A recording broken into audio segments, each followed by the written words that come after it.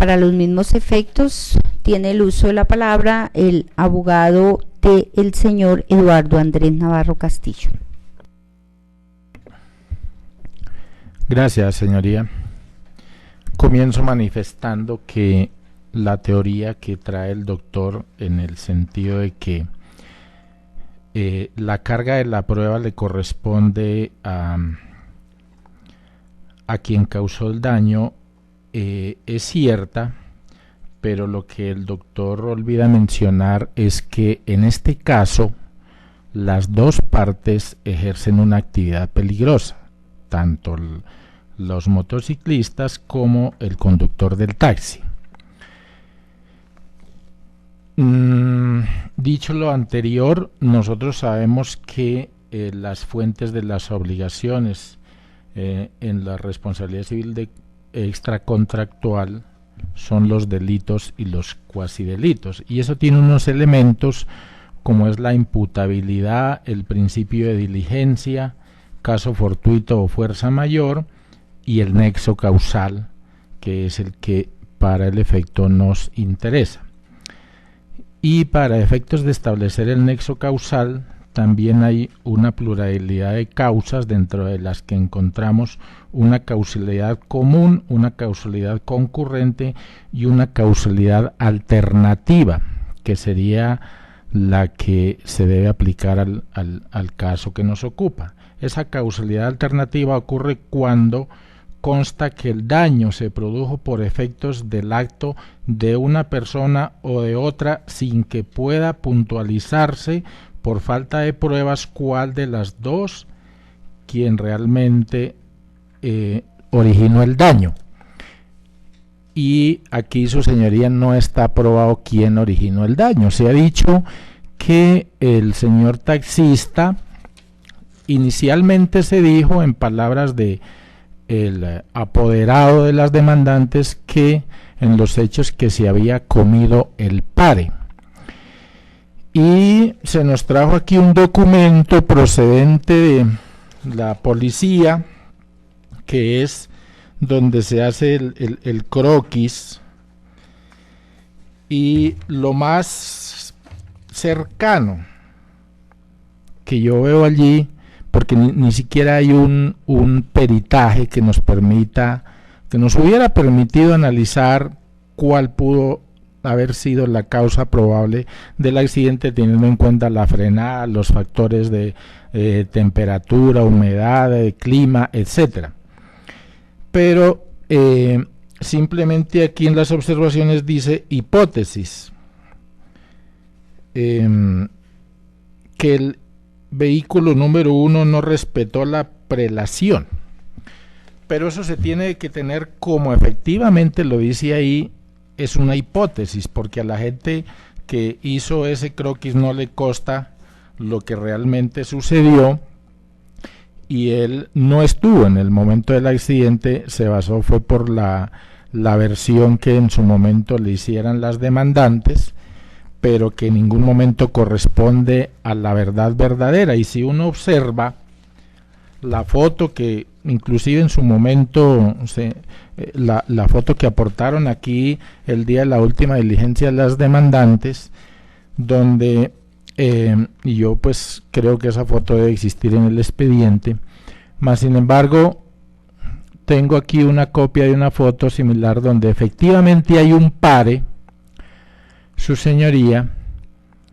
En ese pare se observa, porque es a desnivel, yo puedo ver así hacia arriba, que viene la vía principal, y sería un acto suicida que alguien se pase ahí sin observar, porque definitivamente no se ve, y para poder tomar la vía pues no hay otra que definitivamente frenar. Y obsérvese también en el diagrama que el taxi, en la posición en que quedó básicamente ya tomando su carril, virando hacia la izquierda, es decir, que ya prácticamente había atravesado la avenida. Y esto debemos contrarrestarlo con lo que aquí dijo en su interrogatorio la demandante Lina Marcela, que dijo que en honor a la verdad el señor sí había hecho el pare. Y agregó otros elementos fácticos, y es que ella informó que había dos factores que pues hay que tener en cuenta, que uno es la pendiente, y por algo le llaman Monserrate a esa vía, porque es una pendiente bastante prolongada, donde hay que subir con bastante velocidad para que el vehículo no se apague y entonces tenga que devolverse y sea más complicada la subida. Y el otro elemento es que eran más de las 4 de la tarde, ella tenía que recoger a la hija o al hijo menor de edad, la hija creo de 4 o 5 meses, de hija menor de edad, sobre las 4 de la tarde, y le habían dado plazo máximo hasta las 4:30, so pena de llevarlo para el bienestar familiar. Luego ella tenía una presión adicional que era ir pronto a recoger a su hija. Y hay otros elementos adicionales, es que no llevaba chaleco, no llevaba los elementos de protección, que es más, la ropa que nos mencionó que tenía aquí de color azul, pues es lo que hace es disminuir la visibilidad de una posible motociclista, en este caso ella. Y por último diciendo que con esa moto ella tenía como 4 o 5 meses de experiencia.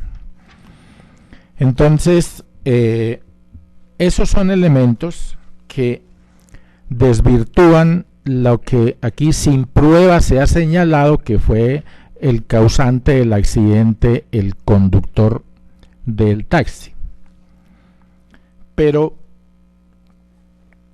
suponiendo que, en aras a discusión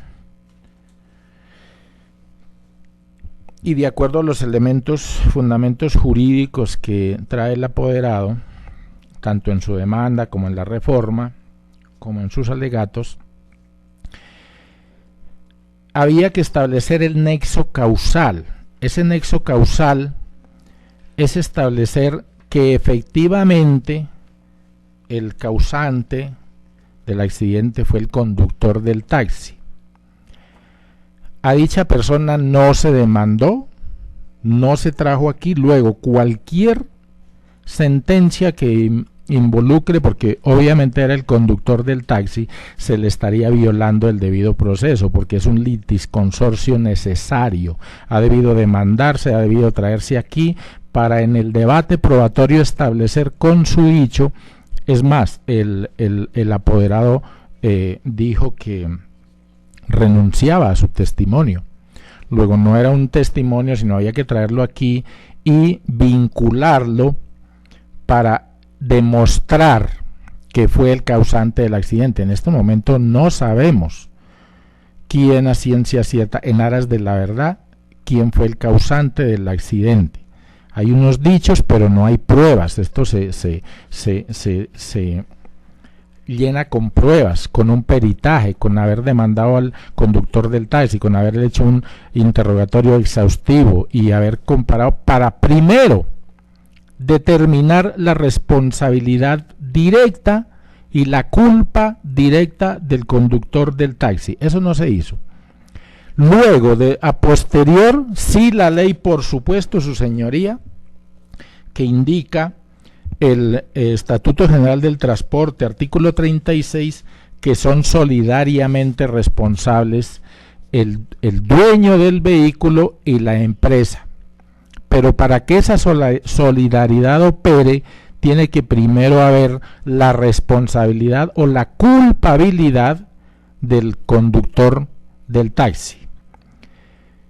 Obsérvese que en las pretensiones de la demanda ni siquiera se menciona que su señoría declare la responsabilidad del conductor del taxi como autor por su culpa, impericia en los hechos que se alegan el día de hoy. Simplemente se demanda al propietario del taxi y a la aseguradora y a la empresa como por esa actividad de solidaridad que establece la ley. Eso ni siquiera tiene que ser declarado, porque eso es una situación de solidaridad. Luego, no es cierto que la carga de la prueba se haya pasado al conductor del taxi, porque los dos, esos son los casos en que la víctima es un peatón o la víctima es un pasajero, en el que la carga de la prueba tiene que pasar al conductor y a los demás responsables, pero es que aquí los dos ejercían una actividad peligrosa y por estadísticas las motociclistas son las que más causan accidentes en Colombia. En ese orden de ideas, sí se extraña como litisconsorcio necesario al conductor del taxi y haber demostrado su culpabilidad, que inclusive hubiera sido con el proceso penal, su señoría, pero el mismo creo que ya prescribió y no se hizo nada al respecto. Respecto de las demás excepciones que este apoderado en su momento allegó, hay varias en que simplemente me voy a centrar en los cálculos, y hay que comenzar diciendo que